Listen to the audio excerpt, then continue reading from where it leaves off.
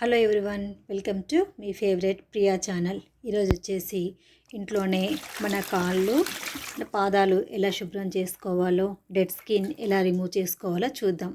ముందుగా ఒక టబ్ తీసుకొని దాంట్లో గోరువెచ్చని నీళ్ళు మన కాళ్ళు మునిగేంత వరకు పోసుకోవాలి.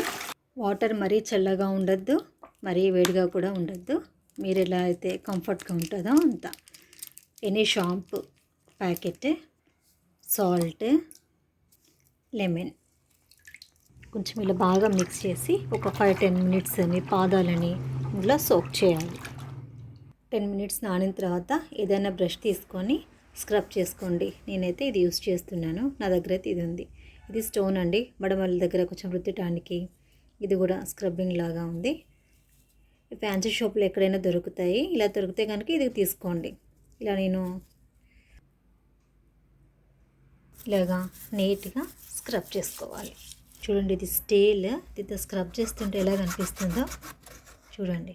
ఇది స్టోన్.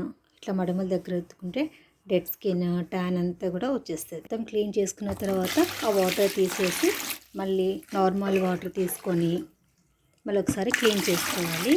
చక్కగా ఇలా మసాజ్ చేసుకుంటూ హ్యాండ్స్ తోటి ఒకసారి చక్కగా క్లీన్ చేసుకోండి.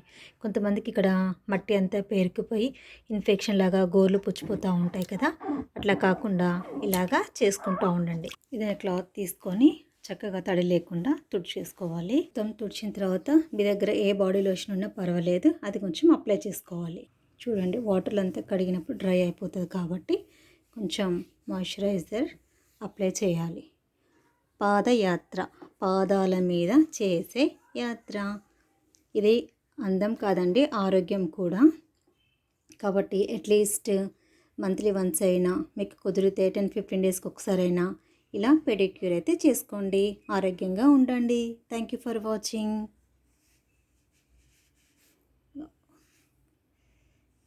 చూడండి ఎంత సాఫ్ట్గా అయిపోయాయో.